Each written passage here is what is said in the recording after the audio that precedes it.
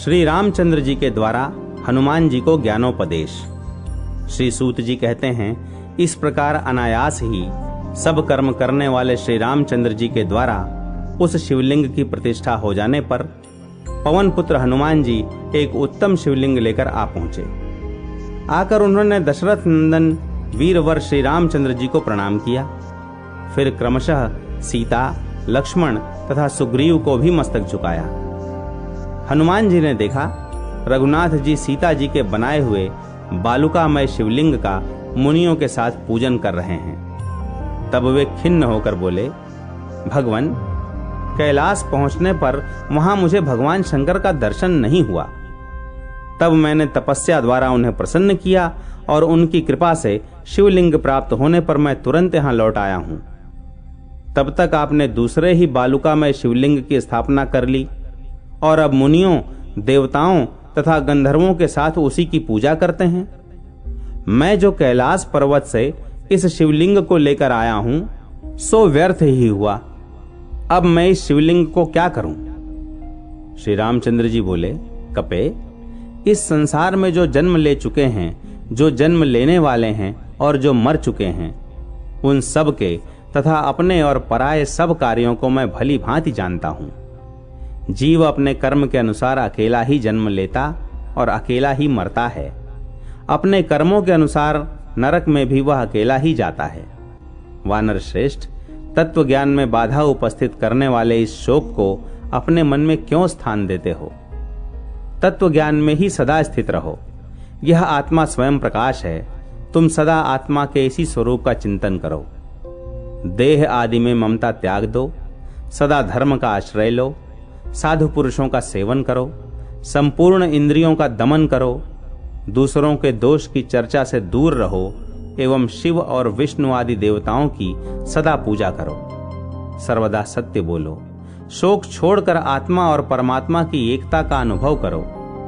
इस संसार में भ्रम भी यथार्थ की भांति प्रतीत होता है। कहीं शोभन में अशोभन का भ्रम होता है और कहीं अशोभन में शोभन का। यह सब मोह के वैभव से ही होता है। भ्रांत मनुष्यों का विभिन्न विषयों में राग हो जाता है। राग और द्वेष के बल से बंधकर वे धर्म और अधर्म के वशीभूत होते हैं तथा उन्हीं के अनुसार देव, तिर्यक, मनुष्य आदि योनियों में तथा नरकों में पड़ते हैं। चंदन, अगर और कपूर आदि पदार्थ अत्यंत शोभन हैं, परंतु जिसके स्पर्श से ये भी मल रूप हो जाते हैं, वह शरीर सुख स्वरूप कैसे माना जा सकता है? जिसके संपर्क से अत्यंत सुंदर भक्ष्य भोज्य आदि सब उत्तम पदार्थ विष्ठा रूप में बदल जाते हैं, वह शरीर सुख रूप कैसे हो सकता है? जिसके संग से सुगंधित एवं शीतल जल मूत्र रूप हो जाता है, उस शरीर को शोभन कैसे कहा जा सकता है? कपे, तुम ही बताओ, जिसके संसर्ग में आने पर अत्यंत सफेद एवं धुले हुए वस्त्र भी पसीने आदि के लगने से मैले हो जाते हैं, वह शरीर कैसे शोभन माना जा सकता है? वायुनंदन, मुझसे परमार्थ की बात सुनो। यह संसार एक गड्ढे के समान है। इसमें कुछ भी सुख नहीं। यहां पहले तो जीव का जन्म होता है, तत्पश्चात उसकी बाल्यावस्था रहती है, फिर वह जवान होता है और उसके बाद वह बुढ़ापा भोगता है। तदनंतर मृत्यु को प्राप्त होता है और मृत्यु के बाद पुनः जन्म का कष्ट भोगता है।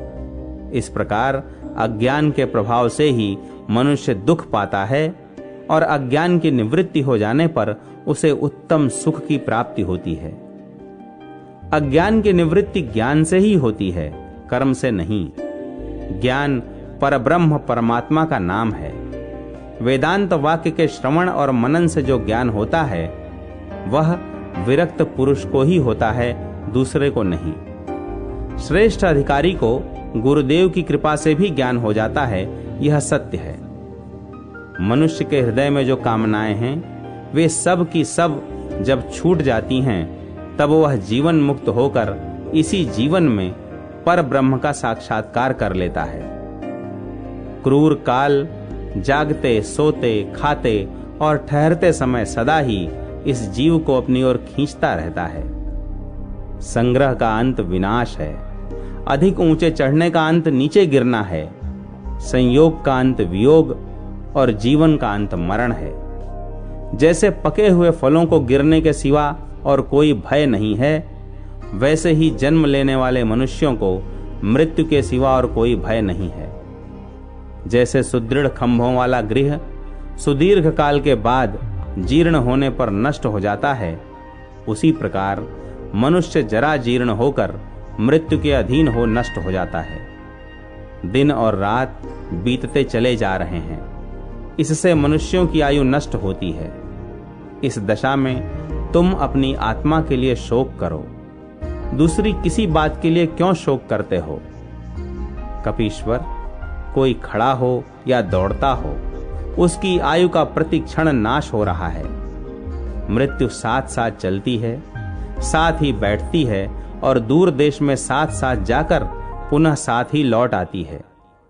शरीर में झुर्रियां पड़ गईं, सिर के बाल सफेद हो गए और वृद्धावस्था एवं दमा और खांसी से देह शिथिल होती जाती है। कपिश्रेष्ठ, जैसे समुद्र में बहते हुए दो काठ एक दूसरे से मिलकर फिर विलग हो जाते हैं, उसी प्रकार काल योग से मनुष्यों का एक दूसरे के साथ संयोग और वियोग होता है। इसी प्रकार स्त्री, पुत्र, भाई, क्षेत्र और धन, ये सब कभी कुछ काल के लिए एकत्र होते और फिर अन्यत्र चले जाते हैं। जैसे कोई पथिक राह चलते हुए किसी दूसरे पथिक से कहता है कि ठहरिए, मैं भी आपके साथ चलूंगा, और इस प्रकार दोनों कुछ काल तक साथ हो जाते हैं और फिर अलग अलग चले जाते हैं। कपे, इसी प्रकार स्त्री और पुत्र आदि का समागम नश्वर है। शरीर के उत्पन्न होने के साथ ही निश्चय ही मृत्यु भी उत्पन्न होती है। इस अवश्यंभावी मृत्यु को टालने का कोई उपाय नहीं है।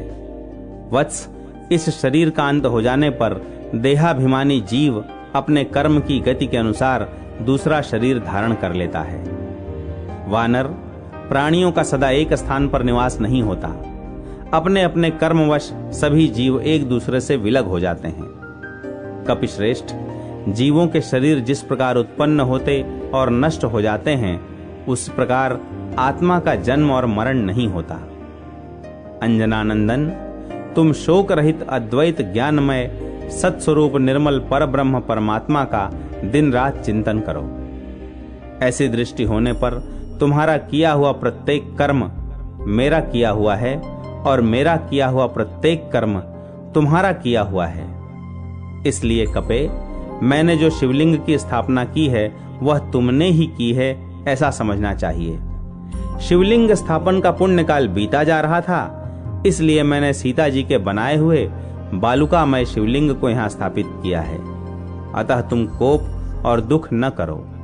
आज शुभ दिन है, इसमें कैलाश से लाए हुए शिवलिंग को तुम ही स्थापित करो। यह लिंग तीनों लोकों में तुम्हारे नाम से प्रसिद्ध होगा। पहले हनुमदीश्वर का दर्शन करके तब रामेश्वर का दर्शन होगा। कपे, तुमने ब्रह्म राक्षसों के समुदाय का वध किया है, इसलिए अपने नाम से शिवलिंग की स्थापना करने पर तुम उस पाप से छूट सकोगे। यह हनुमान नामक शिवलिंग साक्षात भगवान शिव का दिया हुआ है। इसका दर्शन करके जो रामेश्वर शिव का दर्शन करेगा वह कृतकृत्य हो जाएगा। हनुमान जी द्वारा भगवान श्री राम और सीता का स्तवन तथा अपने लाए हुए शिवलिंग का स्थापन। सूत जी कहते हैं, तदनंतर परम दयालु दशरथ नंदन श्री रामचंद्र जी की ओर देखकर हनुमान जी ने पृथ्वी पर दंड की भांति गिरकर साष्टांग प्रणाम किया और हाथ जोड़कर श्रवण सुखद स्तोत्रों द्वारा भगवान जानकी नाथ का स्तवन किया। हनुमान जी बोले, सबकी उत्पत्ति के आदि कारण सर्वव्यापी श्री हरि स्वरूप श्री रामचंद्र जी को नमस्कार है। आदिदेव पुराण पुरुष भगवान गदाधर को नमस्कार है। पुष्पक के आसन पर नित्य विराजमान होने वाले महात्मा श्री रघुनाथ जी को नमस्कार है। प्रभो, हर्ष में भरे हुए वानरों का समुदाय आपके युगल चरणार विंदों की सेवा करता है, आपको नमस्कार है। राक्षस राज रावण को पीस डालने वाले तथा संपूर्ण जगत का अभीष्ट सिद्ध करने वाले श्री रामचंद्र जी को नमस्कार है। आपके सहस्त्रों मस्तक, सहस्त्रों चरण और सहस्त्रों नेत्र हैं। आप विशुद्ध विष्णु स्वरूप राघवेंद्र को नमस्कार है। आप भक्तों की पीड़ा दूर करने वाले तथा सीता के प्राण वल्लभ हैं, आपको नमस्कार है। दैत्यराज हिरण्यकश्यप के वक्षस्थल को विदीर्ण करने वाले आप नृसिंह रूपधारी भगवान विष्णु को नमस्कार है। अपनी दाढ़ों पर पृथ्वी को उठाने वाले भगवान वराह, आपको नमस्कार है। बलि के यज्ञ को भंग करने वाले आप भगवान त्रिविक्रम को नमस्कार है। वामन रूपधारी भगवान को नमस्कार है। अपनी पीठ पर महान मंदराचल धारण करने वाले भगवान कच्छप को नमस्कार है। तीनों वेदों की सुरक्षा करने वाले मत्स्य रूपधारी भगवान को नमस्कार है। क्षत्रियों का अंत करने वाले परशुराम रूपी राम को नमस्कार है। राक्षसों का नाश करने वाले आपको नमस्कार है। राघवेंद्र का रूप धारण करने वाले आपको नमस्कार है। महादेव जी के महान भयंकर महाधनुष को भंग करने वाले आपको नमस्कार है। क्षत्रियों का अंत करने वाले क्रूर परशुराम को भी त्रास देने वाले आपको नमस्कार है। भगवान, आप अहिल्या का संताप और महादेव जी का चाप हरने वाले हैं, आपको नमस्कार है। 10,000 हाथियों का बल रखने वाली ताड़का के शरीर का अंत करने वाले आपको नमस्कार है। पत्थर के समान कठोर और चौड़ी वाली की छाती छेद डालने वाले आपको नमस्कार है।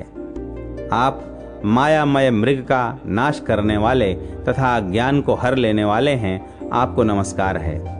दशरथ जी के दुख रूपी समुद्र को शोष लेने के लिए आप मूर्तिमान अगस्त्य हैं, आपको नमस्कार है।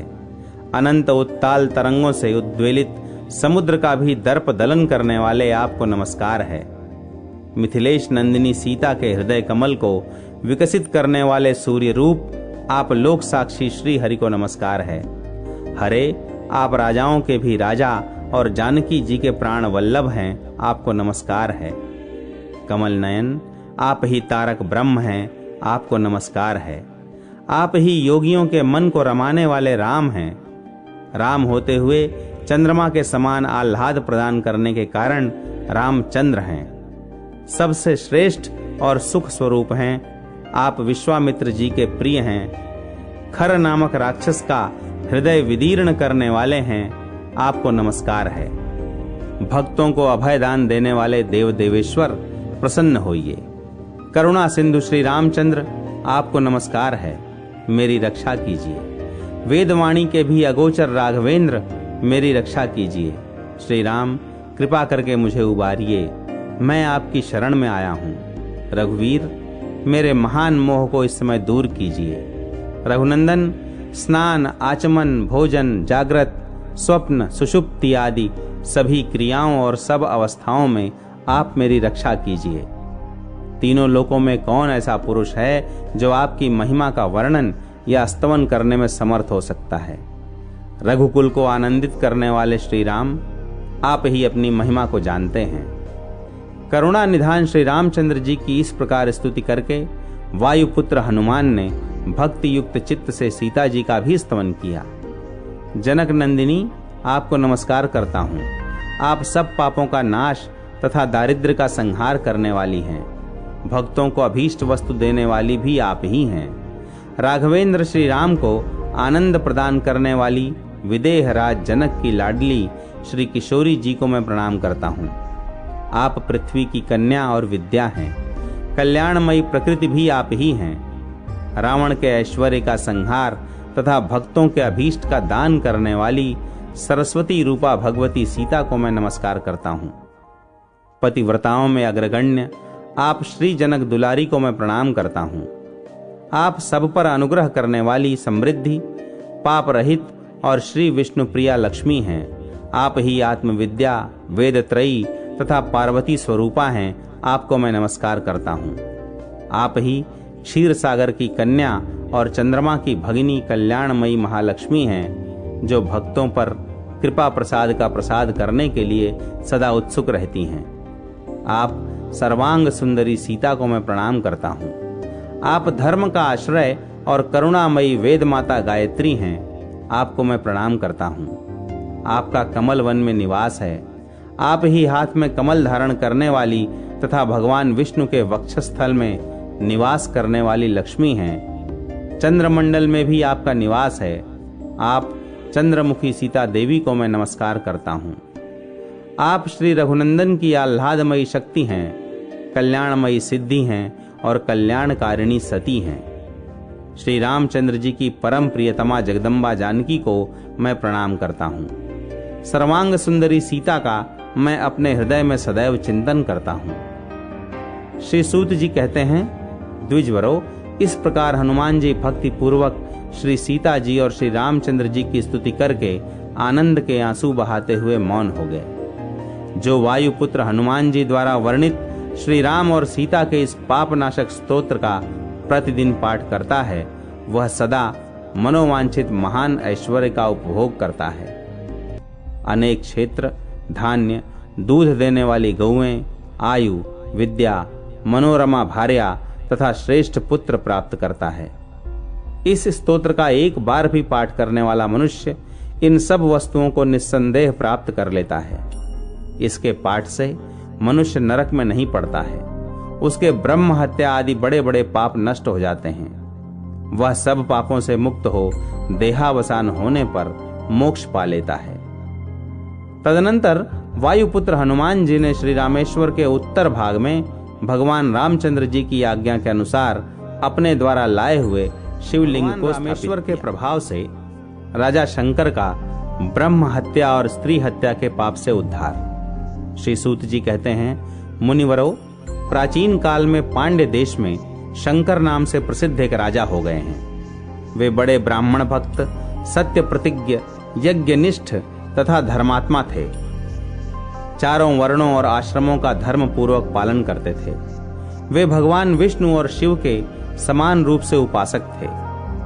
महात्मा ब्राह्मणों को बड़े बड़े दान देते थे। एक दिन बुद्धिमान राजा शंकर शिकार खेलने के लिए तपोवन में गए और वहां दुर्गम एवं रमणीय प्रदेशों, पर्वतों तथा गुफाओं में भ्रमण करने लगे।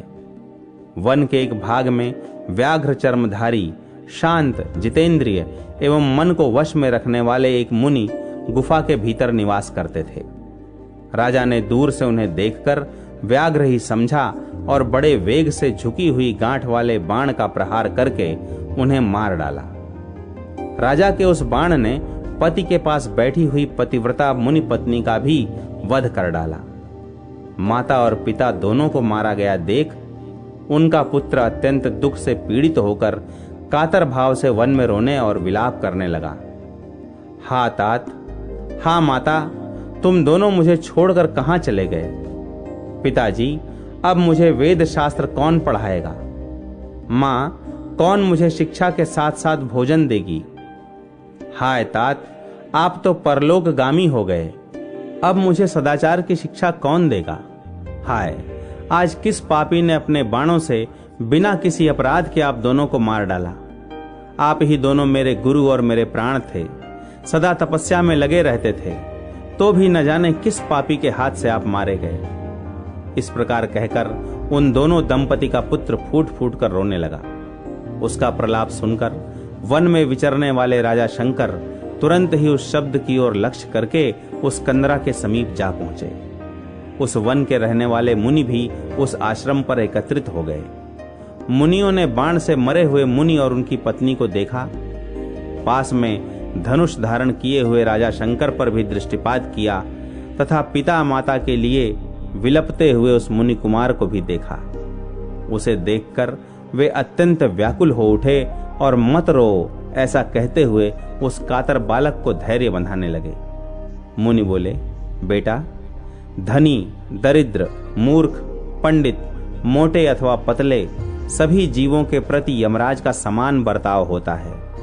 कोई वन में रहता हो या नगर और गांव में, पर्वत पर रहता हो या दूसरे किसी स्थान में, सभी जंतुओं को एक दिन मृत्यु के वश में जाना पड़ता है। वत्स, गर्भ में रहने वाले, जन्म ग्रहण कर चुकने वाले, बालक, जवान और बूढ़े, सभी जीवों को यमलोक की यात्रा करनी पड़ती है। ब्रह्मचारी, गृहस्थ, वानप्रस्थ और सन्यासी सबको समय आने पर यह शरीर त्यागना पड़ता है। महामते, द्विजपुत्र, ब्राह्मण, क्षत्रिय, वैश्य, शूद्र और वर्ण संकर सबको एक दिन यमलोक जाना पड़ता है। देवता, मुनि, यक्ष, गंधर्व, नाग, राक्षस तथा अन्य सब प्राणी भी नाश को प्राप्त होते हैं। इसलिए तुम्हें शोक नहीं करना चाहिए। अद्वितीय सच्चिदानंद स्वरूप जो उपनिषद प्रतिपादित ब्रह्म है, उसका जन्म, मरण और वृद्धि को प्राप्त होना नहीं बनता। यह 9 द्वारों वाला शरीर मल मूत्र का भांड है, पीप और रक्त का घर है। पानी के बुलबुले के समान यह क्षणभंगुर है एवं इसमें कीड़ों का ढेर भरा है। काम, क्रोध, भय, द्रोह, मोह और मात्सर्य का एकमात्र कारण यह शरीर ही है। मल और मूत्र का यह एकमात्र भाजन है। ऐसे घृणित शरीर में जो सुंदर एवं श्रेष्ठ बुद्धि रखता है वह मूर्ख है तथा वह खोटी बुद्धि वाला है। जैसे अनेक छेद वाले घड़े में पानी नहीं ठहरता, उसी प्रकार अनेक छेदों वाले इस अपवित्र शरीर में प्राण वायु की स्थिति दीर्घ काल तक कैसे हो सकती है। अतः तुम अपने पिता और माता के लिए शोक न करो। वे दोनों अपने कर्मवश इस घर को छोड़कर कहीं चले गए। तुम अपने कर्मवश इस भूतल पर वर्तमान हो। जब तुम्हारे प्रारब्ध कर्म का क्षय होगा तब तुम भी मर जाओगे। तब उनके लिए शोक क्या करना है? क्या मरने वाला प्रेत मरे हुए प्रेत के लिए शोक करे? तुम्हारे माता और पिता जब उत्पन्न हुए थे उस समय तुम्हारा जन्म नहीं हुआ था, अतः तुमसे उनकी गति भिन्न है। यदि तुम्हारी और उनकी समान गति होती तो तुम भी उन्हीं के साथ चले जाते। जिस बाण से वे मरे हैं उसी से तुम भी मर गए होते और वे मरकर जहां गए हैं वहीं तुम भी पहुंच जाते। ऐसा नहीं हुआ। इससे सिद्ध है कि तुम्हारी और उनकी समान गति नहीं है, अतः उनके लिए शोक नहीं करना चाहिए। मरे हुए प्राणियों के भाई बंधु जो इस भूतल पर आंसू बहाते हैं, उन आंसुओं को मरे हुए प्रेत परलोक में पीते हैं। अतः शोक छोड़कर एकाग्र चित्त हो, धैर्य धारण करो और वैदिक रीति से माता पिता का प्रेत कार्य करो। तुम्हारे पिता और माता बाण के आघात से मरे हैं, अतः उस दोष की शांति के लिए इनकी अस्थियां लेकर रामेश्वर शिव के क्षेत्र में मुक्तिदायक राम सेतु में स्थापित करो तथा सपिंडीकरण आदि श्राद्ध भी वहीं करो। इससे उनके दुर्मृत्यु जनित दोष की शांति हो जाएगी। मुनियों के ऐसा कहने पर शाकल्य पुत्र जांगल ने माता पिता के सब अंत्येष्टि संस्कार किए। तत्पश्चात दूसरे दिन उनकी अस्थियां लेकर वे हालास्य क्षेत्र में गए। हालास्य क्षेत्र से रामेश्वर क्षेत्र में जाकर मुनियों के बताए अनुसार वहां उन अस्थियों को डाल दिया और वहीं रहकर 1 वर्ष पूरा होने तक सब श्राद्ध आदि कार्य संपन्न किए। वर्ष भर निवास करने के पश्चात एक दिन जांगल मुनि ने रात को सपने में अपने माता पिता को देखा। उन दोनों ने अपने अपने हाथों में शंख, चक्र, गदा आदि धारण कर रखे थे। दोनों ही पद्म माला और तुलसी की माला से विभूषित हो गरुड़ की पीठ पर बैठे थे। उनके कानों में मकराकृति कुंडल झिलमिला रहे थे। कौस्तुभ मणि उनके वक्ष स्थल को अलंकृत कर रही थी और वे दोनों पीत वस्त्र धारण करके अतिशय शोभा पा रहे थे। मुनिपुत्र ने इस प्रकार की झांकी में माता पिता का दर्शन करके मन ही मन बड़ी प्रसन्नता का अनुभव किया। तदनंतर जांगल मुनि पुनः अपने आश्रम पर आकर सुखपूर्वक रहने लगे। उन्होंने माता पिता के विषय में सपने में देखा हुआ वृत्तांत वहां के सब ब्राह्मणों को बड़ी प्रसन्नता के साथ सुनाया। सुनकर वे सब मुनि बड़े प्रसन्न हुए। इधर जांगल को अंत्येष्टि संस्कार का आदेश देने के पश्चात राजा शंकर की ओर देखकर उन सभी महर्षियों ने उस समय बड़ा क्रोध किया। वे उन्हें कोसते हुए बोले, महामूर्ख पांड्य नरेश, तूने क्रूरतावश ब्राह्मण की हत्या की है। तुझे स्त्री हत्या और ब्रह्म हत्या का पाप लगा है। अतः तू प्रज्वलित अग्नि में जलकर अपने शरीर का त्याग कर दे, अन्यथा सैकड़ों प्रायश्चित करने पर भी तेरी शुद्धि न होगी। तेरे साथ वार्तालाप करने मात्र से दूसरों को भारी पाप लगेगा। मुनियों के ऐसा कहने पर राजा शंकर ने कहा, महात्माओं, ऐसा ही हो। मैं ब्रह्म हत्या की शुद्धि के लिए आपके समीप प्रज्वलित अग्नि में अपने शरीर की आहुति दे दूंगा। आप लोग मुझ पर अनुग्रह करें, जिससे शरीर त्याग देने पर मेरा यह पातक नष्ट हो जाए। सब मुनियों से ऐसा कहकर पांड्य नरेश ने अपने मंत्रियों को बुलाकर कहा, सचिवगण, मैंने अनजाने में ब्रह्म हत्या तथा क्रूरतापूर्ण स्त्री हत्या कर डाली है, जो महानरक प्रदान करने वाली है। इस पातक की शुद्धि के लिए मैं बड़ी बड़ी लपटों वाली प्रज्वलित अग्नि में मुनियों की आज्ञा से अपने शरीर को त्याग दूंगा। तुम जल्दी काष्ठ ले आओ और उसके द्वारा अग्नि को प्रज्वलित करो। मेरे पुत्र सुरुचि को शीघ्र ही राज्य सिंहासन पर बिठा दो। राजा के इस प्रकार आज्ञा देने पर मंत्री लोग रोने लगे और बोले, पांड्यनाथ महाराज, आप तो शत्रुओं पर भी स्नेह रखने वाले हैं। हम सबको आपने सदा पुत्र की भांति पाला है। हम आपके बिना देवपुरी के समान सुंदर अपनी राजधानी में प्रवेश नहीं करेंगे। हम भी आपके साथ महाकाष्ठों द्वारा प्रज्वलित अग्नि में प्रवेश कर जाएंगे।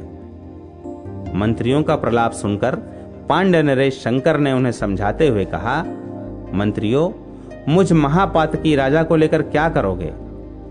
अग्नि में प्रवेश करने के लिए शीघ्र काष्ठ एकत्रित करो। उनके ऐसा कहने पर मंत्री लोग शीघ्र काष्ठ ले आए। राजा शंकर ने देखा काष्ठों द्वारा अग्नि प्रज्वलित हो चुकी है। तब उन्होंने स्नान और आचमन करके शुद्ध चित्त हो मुनियों के समीप उस अग्नि की परिक्रमा की। फिर उन मुनियों की भी परिक्रमा करके अग्नि और मुनि दोनों को प्रणाम किया। उसके बाद भगवान शंकर का ध्यान करके राजा धैर्य पूर्वक ज्यों ही अग्नि में गिरने को तैयार हुए, त्यों ही सब ऋषि मुनियों के सुनते सुनते आकाशवाणी हुई, राजा शंकर, तुम अभी अग्नि में प्रवेश न करो। महामते, तुम्हें ब्रह्म हत्या के कारण भय नहीं होना चाहिए। दक्षिण समुद्र के किनारे गंधमादन पर्वत पर महापातकों का नाश करने वाले परम पुण्यमय राम सेतु में श्री रामचंद्र जी के द्वारा स्थापित जो रामेश्वर नामक शिवलिंग है, उसकी 1 वर्ष तक तीनों समय भक्ति पूर्वक सेवा करो। भगवान रामेश्वर की परिक्रमा पूर्वक उन्हें नमस्कार करो, उनका महाभिषेक करो और प्रतिदिन नाना प्रकार का नैवेद्य निवेदन करो। चंदन, अगर और कपूर के द्वारा श्री रामलिंग की पूजा करो। 2 भार गाय के घी से भगवान का अभिषेक कराओ। प्रतिदिन 2 भार गोदुग्ध से और 1 द्रोण शहद से उस शिवलिंग को नहलाओ। नित्य प्रति खीर से भगवान को नैवेद्य लगाओ तथा रोज रोज रात में तिल के तेल से दीपक जलाकर दीपदान द्वारा आराधना करो। महाराज, रामेश्वर शिव की इस प्रकार उपासना करने से तुम्हारी स्त्री हत्या और ब्रह्म हत्या तत्काल नष्ट हो जाएगी। तुम शीघ्र राम सेतु पर जाओ और निरंतर रामेश्वर का भजन करो। इस कार्य में विलंब न करो। वह आकाशवाणी सुनकर सब ऋषि राजा को जल्दी जाने की प्रेरणा देने लगे। महाराज, मोक्षदायक राम सेतु पर शीघ्र जाओ। हमने भगवान रामेश्वर के महात्म्य को न जानने के कारण ही आपको प्रज्वलित अग्नि में देह त्याग करने की सलाह दी थी। मुनीश्वरों की ऐसी आज्ञा पाकर महाराज शंकर ने चतुरंगिणी सेना तो नगर में भेज दी और स्वयं हर्षयुक्त चित्त से महर्षियों को नमस्कार करके कुछ इने गिने सैनिकों के साथ बहुत धन लेकर भगवान रामेश्वर की सेवा के लिए गंधमादन पर्वत पर गए तथा वहां शुद्धिदायक राम सेतु पर उन्होंने 1 वर्ष तक निवास किया। राजा एक समय भोजन करते और क्रोध एवं इंद्रिय समूह को वश में रखते थे। वे तीनों समय भक्ति पूर्वक भगवान रामेश्वर की सेवा करते हुए उन्हें प्रतिदिन 10 भार धन भेंट करते थे। उन्होंने नित्य प्रति भगवान रामेश्वर की महापूजा करवाई। प्रतिदिन धनुष कोटि में भक्ति पूर्वक स्नान और प्रसन्नता पूर्वक ब्राह्मणों को अन्नदान किया। आकाशवाणी ने जैसा बताया था उसके अनुसार सब पूजन किया। इस प्रकार 1 वर्ष पूरा होने पर राजा शंकर ने संतुष्ट चित्त हो दया निधान भगवान रामेश्वर का इस प्रकार स्तवन किया, मैं सबके ईश्वर रुद्र को नमस्कार करता हूँ। रामेश्वर नाम से प्रसिद्ध भगवान उमापति को प्रणाम करता हूँ। देव, कृपया मेरी रक्षा कीजिए और मेरी ब्रह्म हत्या को शीघ्र जला डालिए। त्रिपुरासुर का नाश करने वाले महादेव, आप कालकूट विष को भक्षण करने वाले हैं। दया सिंधो, आप मेरी रक्षा करें और मुझे स्त्री हत्या रूपी पाप से छुड़ावें। गंगाधर, विरूपाक्ष, रामनाथ, त्रिलोचन, प्रभो, आप अपनी कृपा दृष्टि से मेरा पालन कीजिए। विभो, मेरा पातक नष्ट कर दीजिए। कामारे, आप भक्तों की मनोवांछित कामनाओं को देने वाले हैं। रामेश्वर, मुझ पर कृपा कटाक्ष कीजिए। धूर्जटे, मुझे शुद्ध बना लीजिए। मार्कंडेय जी को भय से बचाने वाले मृत्युंजय, आप अविनाशी शिव हैं। भगवती गिरिराज नंदिनी आपके आधे अंग में निवास करती हैं। आपको नमस्कार है। आप मुझे पाप रहित कीजिए। रुद्राक्ष की माला से विभूषित चंद्रशेखर भगवान शंकर, आप मुझे वैदिक सदाचार के योग्य बना दीजिए। आपको नमस्कार है। रामेश्वर देव को नमस्कार है। आप मुझे शुद्धि देने वाले हों। जो आनंद स्वरूप और सच्चिदानंद घन हैं, उन रामेश्वर शिव को मैं बार बार नमस्कार करता हूं। मेरा पातक नष्ट हो जाए। इस प्रकार रामेश्वर महादेव की भक्ति पूर्वक स्तुति करते हुए राजा शंकर के मुख से अत्यंत भयानक ब्रह्म हत्या निकली, जो नील वस्त्र धारण करने वाली और अत्यंत क्रूर थी। उसके सिर के बाल रक्त की भांति लाल थे। राजा के मुख से निकली हुई उस विभत्स ब्रह्म हत्या को भगवान शंकर की आज्ञा से भैरव ने त्रिशूल से मार डाला। तब भगवान रामेश्वर ने राजा से कहा, पांड्य नरेश, महाराज, मैं तुम्हारे इस स्तोत्र से प्रसन्न होकर तुम्हें वर देना चाहता हूं। तुम कोई मनोवांछित वर मांगो। स्त्री हत्या और ब्रह्म हत्या से जो तुम्हें दोष लगा था वह निकल गया। अब तुम शुद्ध हो, निष्पाप हो, पूर्ववत अपने राज्य का पालन करो। राजन, मेरी सेवा करने वाले मनुष्य फिर संसार में जन्म नहीं लेते। वे मेरे सायुज्य मोक्ष को प्राप्त कर लेते हैं। जो मानव इस स्तोत्र द्वारा भक्ति पूर्वक मेरी स्तुति करेंगे, उनके महापातकों की राशि को मैं अवश्य नष्ट कर दूंगा। अब तुम इच्छानुसार वर मांगो। राजा बोले, महेश्वर, मैं आपके दर्शन मात्र से ही कृतार्थ हो गया हूं। इस समय मुझे इससे बढ़कर मांगने योग्य कोई वस्तु नहीं प्रतीत होती। आपके दोनों चरण कमलों में मेरी अविचल भक्ति बनी रहे। तथास्तु कहकर भगवान रामेश्वर ने राजा पर अनुग्रह किया और वे पुनः उसी शिवलिंग में अंतर्धान हो गए। भगवान रामेश्वर की कृपा प्राप्त करके राजा भी कृतार्थ हो गए और उन्हें प्रणाम करके अपनी पुरी को चले गए। उन्होंने वनवासी मुनियों को यह वृत्तांत बतलाया। तब उन मुनियों ने प्रसन्न चित्त होकर राजा को पुनः उनके राज्य पर अभिषिक्त किया। तदनंतर अंतकाल आने पर राजा ने रामेश्वर शिव का ध्यान करते हुए देह का त्याग किया और भगवान रामेश्वर के सायुज्य मोक्ष को प्राप्त कर लिया। राजा पुण्यनिधि के यहाँ महालक्ष्मी का पुत्री के रूप में निवास एवं सेतु माधव की महिमा। श्री सूत जी कहते हैं, पूर्व काल में चंद्रवंशी राजा पुण्यनिधि मथुरा नामक पुरी का पालन करते थे।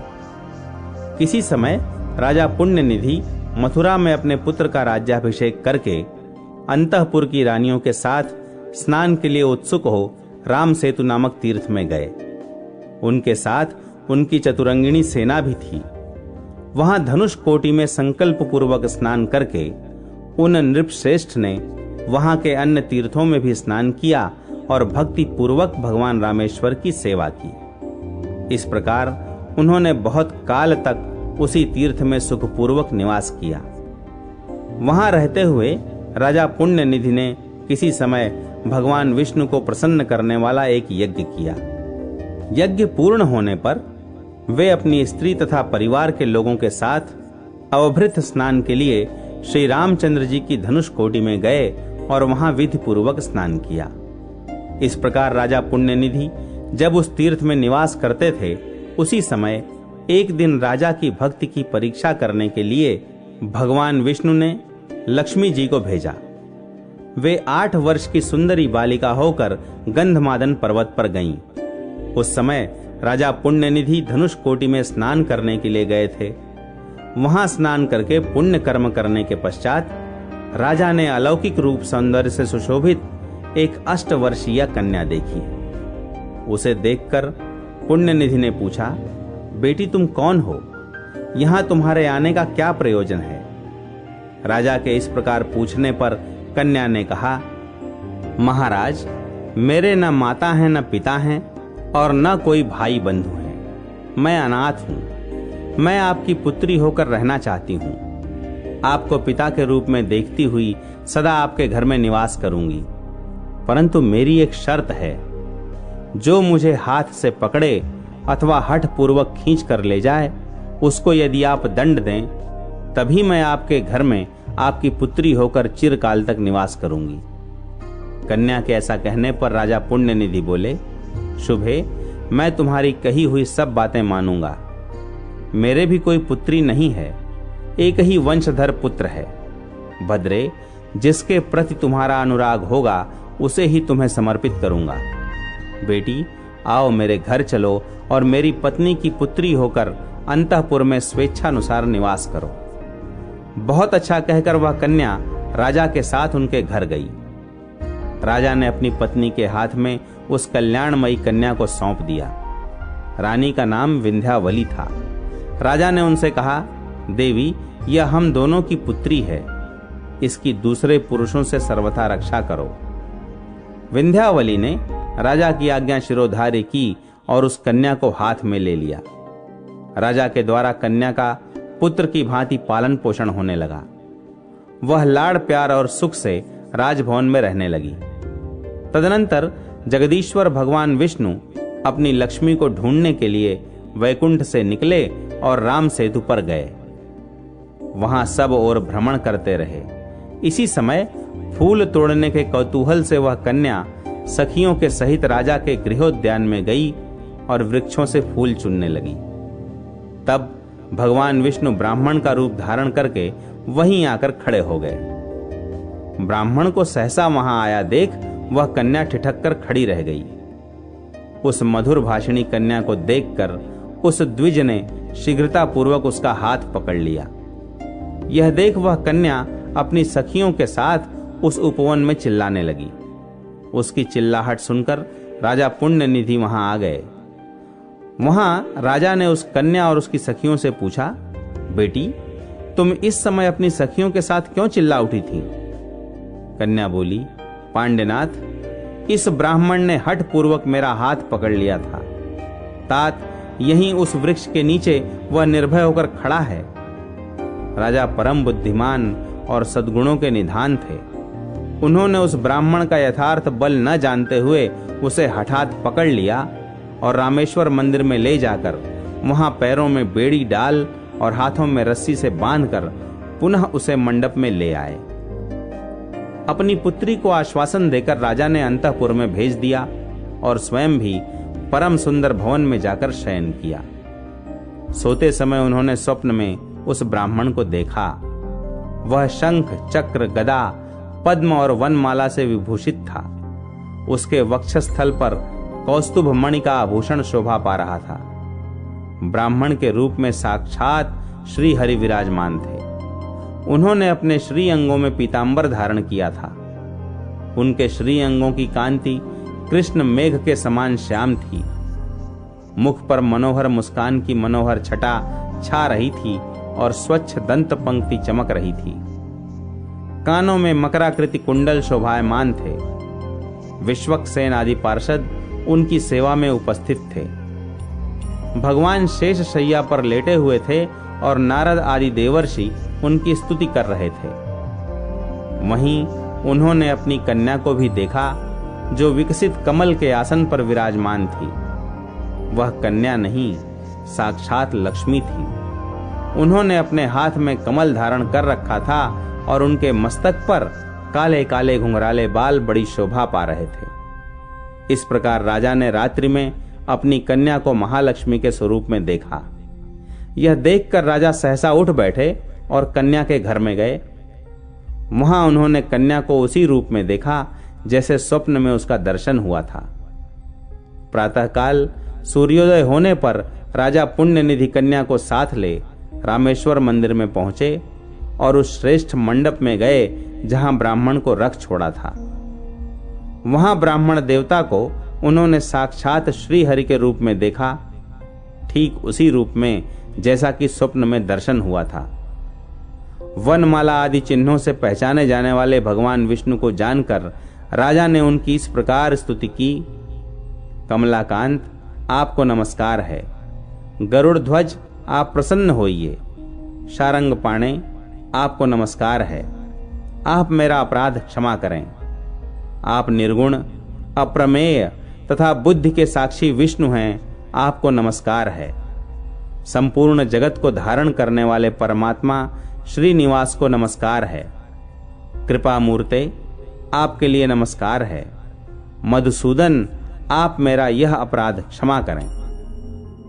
इस प्रकार महाविष्णु की स्तुति करके राजा पुण्यनिधि ने संपूर्ण जीवों की जननी श्री लक्ष्मी जी का भी स्तवन किया। संपूर्ण जगत को धारण करने वाली देवी, आपको नमस्कार है। आप भगवान विष्णु के वक्षस्थल में निवास करने वाली हैं, आपको नमस्कार है। समुद्र से प्रकट हुई हरिप्रिया महालक्ष्मी, आपको नमस्कार है। आप ही सिद्धि, पुष्टि, स्वधा, स्वाहा, संध्या, प्रभा, धात्री, भूति, श्रद्धा, मेघा और सरस्वती हैं, आपको बारंबार नमस्कार है। देवेश्वरी, आप ही यज्ञ विद्या, महाविद्या, अतिशय शोभामयी गुह्य विद्या, आत्मविद्या तथा सब प्राणियों को मुक्ति देने वाली हैं, आपको नमस्कार है। संसार की रक्षा करने वाली जगदम्बिके, आप अपनी दया दृष्टि से मेरी रक्षा करें। महेश्वरी, आप ब्रह्मा जी की माता हैं, आपको नमस्कार है। महालक्ष्मी की इस प्रकार स्तुति करके राजा ने पुनः भगवान विष्णु से इस प्रकार प्रार्थना की।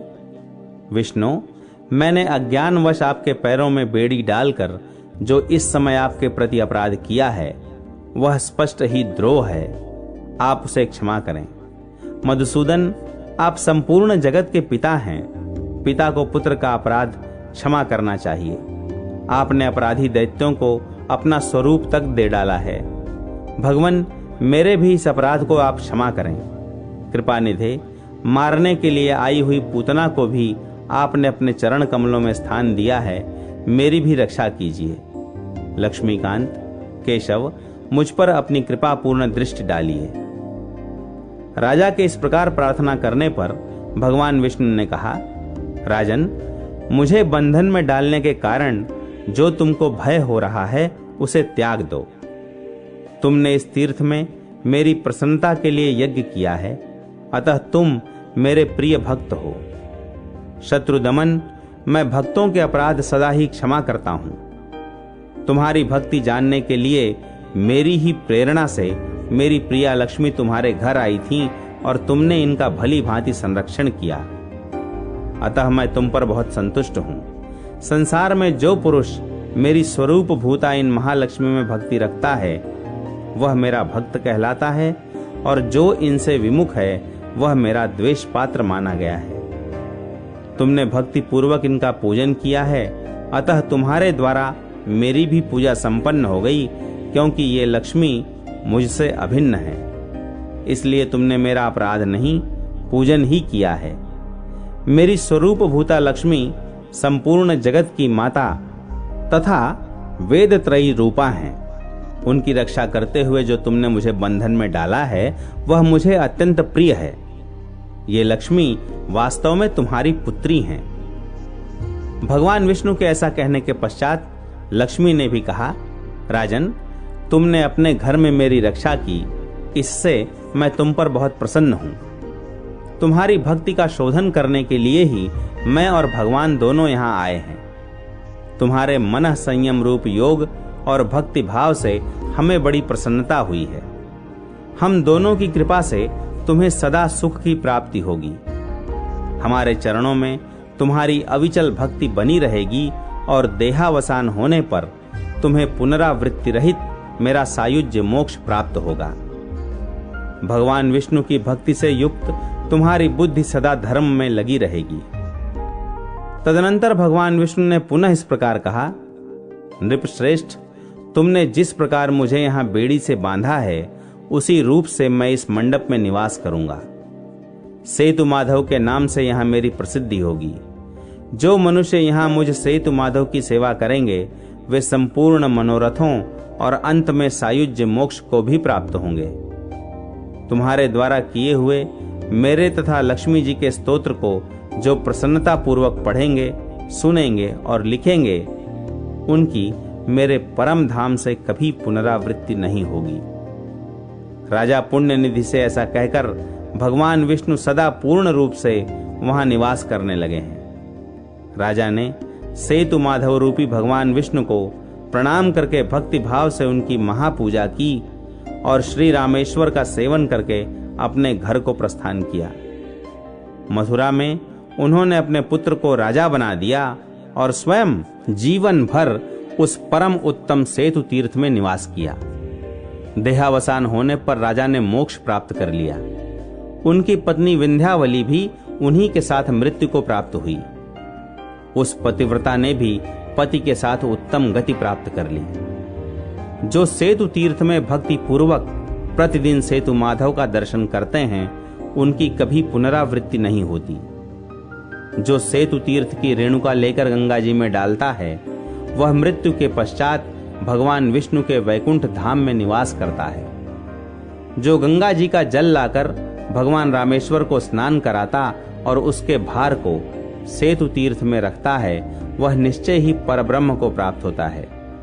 ब्राह्मणों, इस प्रकार तुमसे भगवान सेतु माधव की महिमा का वर्णन सेतु तीर्थ की यात्रा का क्रम। सूत जी कहते हैं, द्विजवरो, अब मैं सेतु तीर्थ की यात्रा का क्रम बतलाता हूं, जिसे सुनकर मनुष्य तत्काल सब पापों से मुक्त हो जाता है। श्रेष्ठ बुद्धि वाला पुरुष स्नान और आचमन करके विशुद्ध चित्त हो नित्य कर्म पूरा कर ले। उसके बाद भगवान रामेश्वर शिव तथा राघवेंद्र श्री रामचंद्र जी की प्रसन्नता के लिए वेदों के पारगामी ब्राह्मणों को यथाशक्ति भोजन करावे।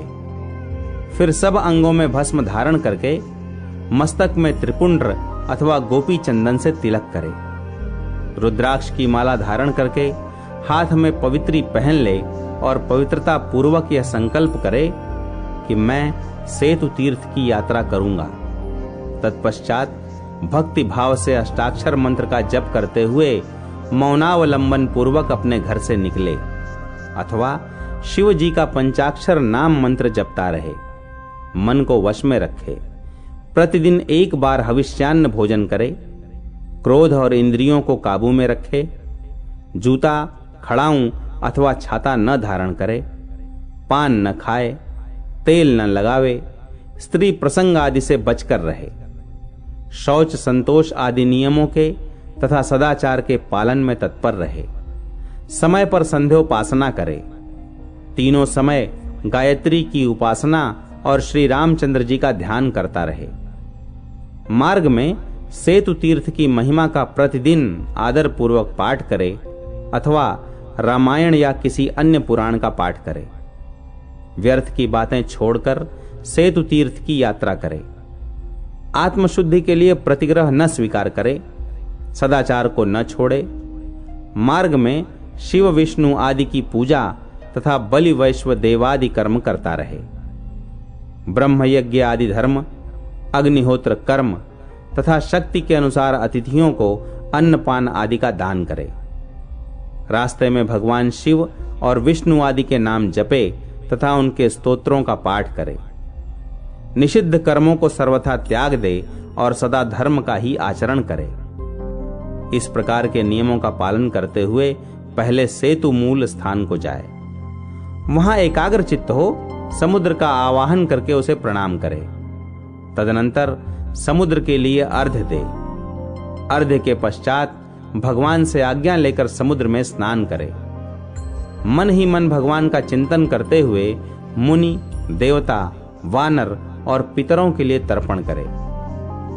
समुद्र को प्रणाम करने का मंत्र: नमस्ते विश्वगुप्ताय, नमो विष्णो ह्यपाम्पते, नमो हिरण्य श्रृंगाय, नदीनां पतये नमः। विश्व में गुप्त रूप से व्यापक एवं जलों के स्वामी श्री विष्णुदेव आपको नमस्कार है, नमस्कार है।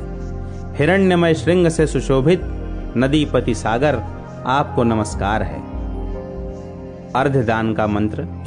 सर्वरत्नमय श्रीमान सर्वरत्नाकराकर सर्वरत्न प्रधानस्तम गृहाणार्ध्यम नमोस्तुते। सब रत्नों के आकर महासागर, तुम सर्वरत्नमय एवं श्री संपन्न हो, तुम ही सब रत्नों में प्रधान हो। मेरा दिया हुआ यह अर्घ्य स्वीकार करो। भगवान से आज्ञा लेने का मंत्र। अशेष जगदाधार शंख चक्र गदाधर, देहि देव ममानुज्ञाम युष्मत् तीर्थ निषेवणे।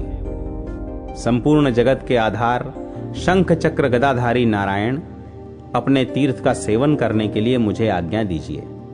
सेतु की पूर्व दिशा में सुग्रीव का, दक्षिण में नल का, पश्चिम में मयंद का, उत्तर में द्विविद का और मध्य में श्री राम, लक्ष्मण, यशस्विनी सीता, अंगद, वायुपुत्र हनुमान तथा विभीषण का स्मरण करना चाहिए। हिरण्य श्रृंगम इत्यादि 2 मंत्रों द्वारा नाभि में भगवान नारायण का स्मरण करें। स्नान आदि कर्मों में भगवान नारायण का चिंतन करने वाला पुरुष ब्रह्मलोक को प्राप्त होता है। वह इस संसार में फिर जन्म नहीं लेता। उसके समस्त पापों का भी प्रायश्चित्त हो जाता है। प्रहलाद, नारद, व्यास, अम्बरीश, शुक तथा अन्यान्य भगवत भक्तों का एकाग्र चित्त होकर चिंतन करना चाहिए। समुद्र में स्नान करने का मंत्र। वेदादिर्यो वेद वसिष्ठ योनिः सरित्पतिः सागर रत्न योनिः अग्निश्च ते योनिरिडाच देहो रेतोधा विष्णोरमृतस्य नाभिः। इदं तेन्याभिरस्य मानमर्ध्याः काश्च सिन्धुः प्रविशन्त्यापः। सर्पो जीर्णामिव त्वचं जहामि पापं शरीरात् स शिरस्कोऽभ्युपेत्यः। हे सागर, तुम वेदों के आदि तथा वेद और वशिष्ठ की योनि हो, सरिताओं के स्वामी हो और संपूर्ण रत्नों की उत्पत्ति के स्थान हो। अग्नि तुम्हारा कारण तथा यज्ञ तुम्हारे शरीर का उपादान है। तुम भगवान विष्णु के वीर्य को धारण करते हो। तुम अमृत की नाभि हो। तुम्हारे जल से तथा जो नदियां समुद्र में प्रवेश करती हैं, उनसे संबंध रखने वाले अन्य जल से भी सिर सहित स्नान करके मैं अपने इस पाप को शरीर से उसी प्रकार त्याग देता हूं जैसे सर्प अपने पुराने केंचुल को त्याग देता है। इस प्रकार सेतु में 3 बार स्नान करे। यदि मनुष्य देवी पत्तन से प्रारंभ करके सेतु की यात्रा करे तो 9 प्रस्तरों के बीच से मोक्षदायक सेतु में अपनी पाप राशि के निवारण के लिए समुद्र स्नान करे, और यदि दर्भशयन के मार्ग से मुक्तिदायक सेतु तीर्थ में जाए तो वहां समुद्र में ही स्नान करे। स्नान के पश्चात पिप्पलाद, कवि, कण्व, कृतांत, जीवितेश्वर, मन्यु, कालरात्रि, विद्या, अह, गणेश्वर, वशिष्ठ, वामदेव, पराशर, उमापति, वाल्मीकि, नारद, वालखिल्य मुनिगण, नल, नील, गवाक्ष, गवय, गंधमादन, मैंद, द्विविद, शरभ, ऋषभ, सुग्रीव, हनुमान, वेगदर्शन, राम, लक्ष्मण, महाभागा यशस्विनी सीता तथा विभु, इन सब के लिए चतुर्थ्यंत नामों का नमः सहित उच्चारण करके तर्पण करना चाहिए, जैसे पिप्पलादाय नमः, कवये नमः इत्यादि। देवताओं, ऋषियों तथा पितरों को विधि पूर्वक क्रमशः अक्षत, यव, तिल युक्त जल से उनके द्वितीयांत नामों का उच्चारण करके तर्पण करें। यथा ब्रह्माणं तर्पयामि, विष्णुं तर्पयामि इत्यादि। मनुष्य प्रसन्न चित्त हो हाथ में पवित्री धारण करके जल में खड़ा होकर तर्पण करे। इस प्रकार तर्पण और नमस्कार करके जल से बाहर निकले। भीगे वस्त्र को खोलकर सूखा वस्त्र पहन ले। फिर आचमन करके हाथ में पवित्री लिए हुए विधि पूर्वक श्राद्ध करे। तिल और चावलों से पितरों को पिंड दे। तदनंतर चक्र तीर्थ में जाकर वहां भी स्नान करे और सेतु के अधिपति भगवान श्री नारायण का दर्शन करे। जो पश्चिम मार्ग से जाता हो वह वहां के चक्र तीर्थ में स्नान करके दर्भशैया पर सोने वाले भगवान का भक्ति पूर्वक दर्शन करे। उसके बाद कपि तीर्थ में स्नान करके सीता कुंड में गोता लगावे। तत्पश्चात उत्तम फल वाले ऋण मोचन तीर्थ में स्नान करके वहां भगवान श्री रामचंद्र जी को प्रणाम करे। फिर लक्ष्मण तीर्थ में जाए और कंठ से ऊपर छौर कराकर अपने पापों का चिंतन करते हुए उसमें स्नान करे। इसके बाद राम तीर्थ में नहाकर देवालय में जाए। पुनः पाप विनाशन तीर्थ में नहाकर गंगा, यमुना, सावित्री, सरस्वती, गायत्री एवं हनुमत कुंड में स्नान करके ब्रह्म कुंड में जाकर विधि पूर्वक स्नान करे। ब्रह्म कुंड के बाद नाग कुंड में जाकर स्नान करे। वह समस्त पापों और नरक के क्लेशों का नाश करने वाला है। तदनंतर अति उत्तम अगस्त्य तीर्थ में स्नान करे। वहां से अग्नि तीर्थ में जाकर स्नान, तर्पण और विधि पूर्वक श्राद्ध करे। चक्र आदि तीर्थ सब पातकों का अपहरण करने वाले हैं। वे क्रमशः यहाँ बताए गए हैं। उसी क्रम से अथवा अपनी रुचि के अनुसार उन सब तीर्थों में नहाकर श्राद्ध आदि करे। तत्पश्चात रामेश्वर में पहुंचकर परमेश्वर भगवान शिव की सेवा करे। फिर सेतु माधव में आकर क्रमशः राम, लक्ष्मण, सीता, हनुमान तथा अन्य कपिवरों के तीर्थों में वहां जाकर नियम पूर्वक स्नान करे। फिर भगवान रामेश्वर तथा श्री रामचंद्र जी को नमस्कार करके धनुष कोटि में नहाने के लिए जाए। वहां स्नान करके अपनी शक्ति के अनुसार धन दान करे। उसके बाद कोटि तीर्थ में आकर नियम पूर्वक स्नान करे और रामेश्वर नामक भगवान शिव को प्रणाम करके अपने पास धन हो तो ब्राह्मणों को सुवर्ण दान करे। तिल, धान्य, गौ, क्षेत्र, वस्त्र, चावल आदि दान करे। धूप, दीप, नैवेद्य एवं पूजा के अन्य उपकरण भगवान रामेश्वर को अर्पण करे। फिर भक्ति पूर्वक प्रणाम करके आज्ञा ले सेतु माधव के समीप जाए। उन्हें भी धूप, दीप आदि भेंट करके उनकी आज्ञा ले पूर्वोक्त नियमों का पालन करते हुए अपने घर लौटे। घर आने पर षड्रस भोजन के द्वारा ब्राह्मणों को तृप्त करे। इससे भगवान रामेश्वर प्रसन्न होकर उसे मनोवांछित वस्तु देते हैं। उसके लिए नरक का भय नहीं रहता और उसकी दरिद्रता का नाश हो जाता है। उस पुरुष की संतति बढ़ती है और शीघ्र ही संसार बंधन का नाश करके वह सायुज्य मोक्ष को प्राप्त होता है। जो यहाँ की यात्रा करने में असमर्थ हो, वह श्रुति, स्मृति तथा आगम ग्रंथों में जो सेतु महात्म्य सूचक परम पुण्यमय ग्रंथ हो, उसका पाठ करावे अथवा स्वयं भक्ति पूर्वक उसका पाठ करे। ऐसा करने से वह सेतु स्नान के पुण्य फल को निस्संदेह प्राप्त कर लेता है। मनीषी पुरुषों ने यह सुविधा अंधे और पंगु मनुष्यों के लिए ही बताई है। विप्रवरो, इस प्रकार यहाँ सेतु तीर्थ की यात्रा का क्रम बतलाया गया। जो इसे पढ़ता अथवा सुनता है वह सब दुखों से मुक्त हो जाता है।